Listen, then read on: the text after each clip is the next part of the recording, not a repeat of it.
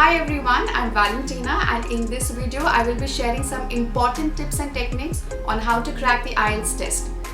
I've streamlined it into 3 main points which will be discussed in detail, and is also considered to be one of the best ways to prepare for your IELTS exam.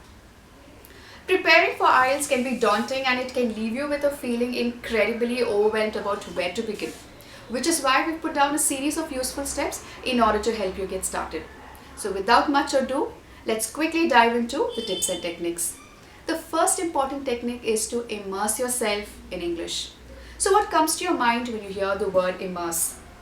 It means to indulge or to envision, or rather, to put it in a better way, to expose yourself to the language as much as possible alongside your test preparation.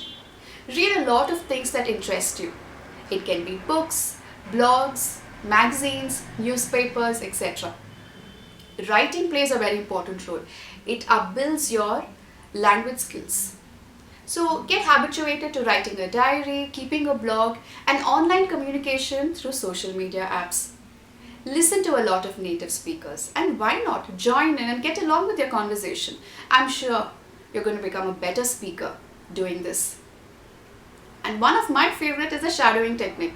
So what is this shadowing technique all about? It is to repeat what you've just heard in English, and this is going to help you improvise your pronunciation, your intonation and stress. So let me quickly give you an example on how to follow the shadowing technique. I will make a statement and you will have to repeat it after I complete the sentence. And let's see how many of you can guess it right. This is the sentence. She is a good teacher, but she's a bit old. I'll repeat that again for you. She is a good teacher, but she's a bit old. So I'll give you a few seconds now, and let's see how many of you can get that right.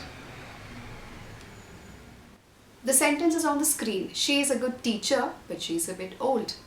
The rising and the falling arrows that you see refers to rising and falling intonation. Sentences have words that are stressed more and words that are stressed less. So words which are stressed more are called the rising intonation. Words which are stressed less are called the falling intonation. Now what is this intonation all about, and how do we listen to it? So when someone is speaking to you, pay attention to the sound. That good melody you hear is intonation. I will share my insights on this topic in my upcoming video. Let's move on to the next important technique. Define your learning strategies. Set realistic goals but aim a bit higher. It is not necessary that you will have to score very well in the first attempt itself. Rather, you can do better next time. What is important is to do a lot of mistakes. Understand the reasons why you've made those mistakes and prevent yourself from doing them repeatedly. And how can we do this? Excessive practice. Keep practicing. The more you practice, that will help you identify your mistakes. And once you understand the reason why you've made those mistakes, I'm sure this is going to help you improvise your bank scores. So always set realistic goals and at the same time aim a bit higher. The next strategy is to be aware of your exam time constraints. Prepare yourself under timed conditions so that you get accustomed to the pace of the test. Now you know that IELTS has time limit. So you need to ensure that you finish your module within the given set of time, or else that will result in a lower band score. So you need to manage time well and be aware of your time constraints.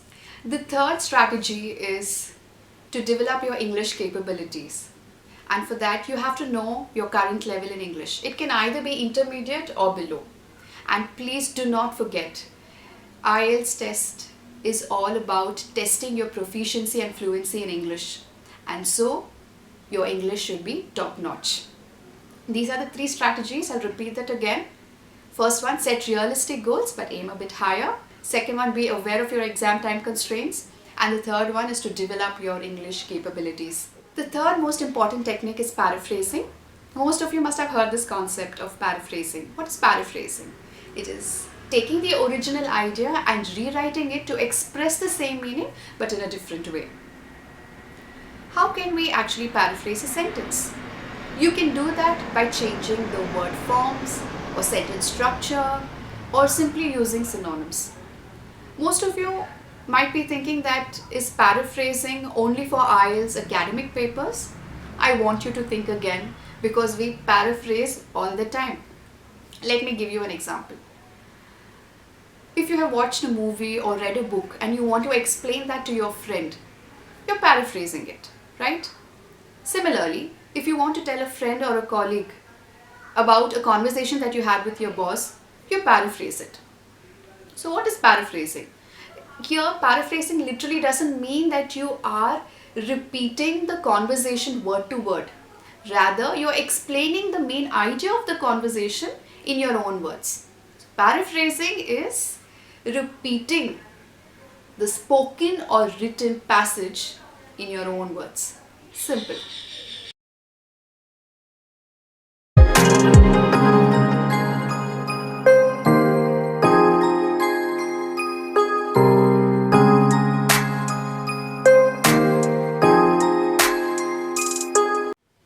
These tips and techniques will surely equip you to do well for your IELTS test.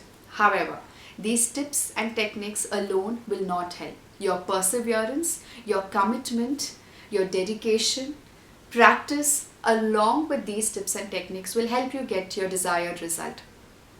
But bear in mind, self-learning is possible only if you are committed and you find someone who can help you give you that right feedback.